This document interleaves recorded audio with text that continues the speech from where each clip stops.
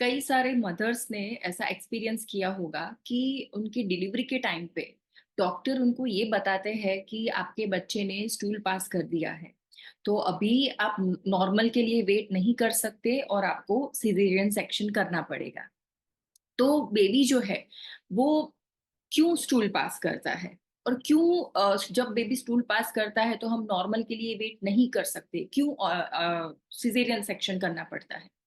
Hello friends, myself doctor Vaishali Vasavada, fertility consultant and Ayurveda specialist. So आज हम discuss करेंगे fetal distress के बारे में, जो आम तौर पे लोगों को, जो आम लोग हैं, जो मेडिकल साइंस में नहीं है, उनको नहीं पता होता है। सो कई बार डॉक्टर ये बताते हैं डिलीवरी के टाइम पे कि आपके बच्चे ने मल यानी कि स्टूल और आपके गर्भाशय में ही टॉयलेट कर दिया है और अभी हम नॉर्मल डिलीवरी जो है वो नहीं करवा सकते, अभी उसको ऑपरेशन ही करना पड़ेगा। सो कई बार क्या होता है, जब पेशेंट लेबर में होता है, जब डिलीवरी पेन स्टार्ट होता है, तो जो गर्भाशय होता है, गर्भाशय के साथ प्लेसेंटा जुड़ी हुई होती है और वो जो प्लेसेंटा है वो नाभि नाड़ी यानी कि अम्बिलिकल कॉर्ड से बेबी के साथ जुड़ी हुई होती है, जहां से बेबी को ऑक्सीजनेटेड ब्लड यानी कि ऑक्सीजन मिक्स किया हुआ ब्लड जो है वो बेबी की बॉडी में मिलता है, जो आमतौर पे हमारी बॉडी में लंग्स ये काम करते हैं।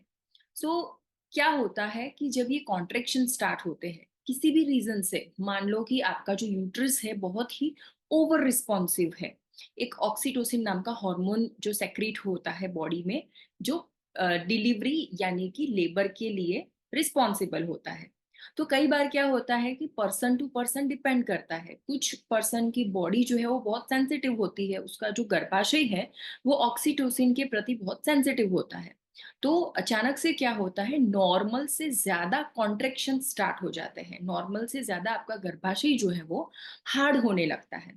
जिसकी वजह से ये जो प्लेसेंटा है, जो मैली है, जहां से ऑक्सीजनेटेड ब्लड आपके बच्चे को मिल रहा है, वो ज्यादा समय के लिए रुक जाता है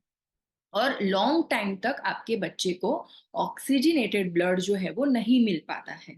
तो ऑफ कोर्स अगर आपको लंबे समय तक ऑक्सीजन नहीं मिलेगा तो आपकी बॉडी में सारे ऑर्गन्स जो है वो कॉम्प्रोमाइज होने लगेंगे। अगर आप एक्सपीरियंस, अगर कभी आपने देखा हो कि मान लो कहीं पे बहुत फाउल स्मेल आ रही है और आपने थोड़ी देर के लिए अपने नाक को ब्लॉक कर दिया है हैंडकरचीफ से या फिंगर्स से,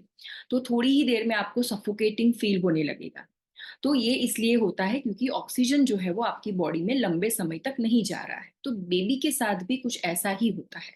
तो उसे लंबे समय तक ऑक्सीजन ना मिलने की वजह से जो उसका इंटेस्टाइन होता है, इंटेस्टाइन की दीवारों पे ये जो स्टूल है या जो ये टॉयलेट का जो पोर्श फर्स्ट टॉयलेट का जो पोर्शन है या मेकोनियम जिसे मेडिकल टर्म में कहते हैं, वो अटैच्ड रहता है। और ऑक्सीजन ना मिलने की वजह से उसकी जो नर्व्स है, जो सिंपैथेटिक एंड पैरासिम्पैथेटिक नर्व्स, जो जिसकी वजह से उसका जो स्फिंक्टर है, उसका जो एनल ओपनिंग है, वो ओपन हो जाता है, वो रिलैक्स हो जाता है और वो रिलैक्स होने की वजह से ये जो भी स्टूल का कंटेंट उसके इंटेस्टाइन के अंदर चिपका हुआ है वो वहां से रिलीज हो जाता है और फिर पास हो जाता है। अभी तक बेबी का डिलीवरी या उसका बर्थ नहीं हुआ है, उससे पहले ही ये जो मेकोनियम है या उसका फर्स्ट स्टूल है या फर्स्ट टॉयलेट है वो पास हो जाएगा। यहाँ तक कोई प्रॉब्लम नहीं है। लेकिन अगर वो पास हुआ हुआ स्टूल थ्रू एमनियोटिक फ्लूइड,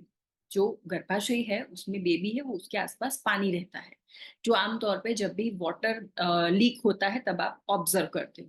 तो उस पानी में जब ये मिक्स हो जाता है और बेबी के नोज के थ्रू अगर वो उसकी रेस्पिरेटरी सिस्टम में चला जाए, अगर उसके लंग्स में चला जाए, तो फिर फीटल डिस्ट्रेस यानी कि बेबी के हार्ट बीट्स जो है वो अल्टर होने लगते हैं। शुरू में बहुत ज्यादा हो जाते हैं 160 से ज्यादा, फिर धीरे धीरे कम होने लगते हैं और बच्चे में बाकी सारे ऑर्गन्स जो है वो कॉम्प्रोमाइज होने लगते हैं। अगर आप जल्दी से इसकी ट्रीटमेंट करें, इसकी एक ही ट्रीटमेंट है,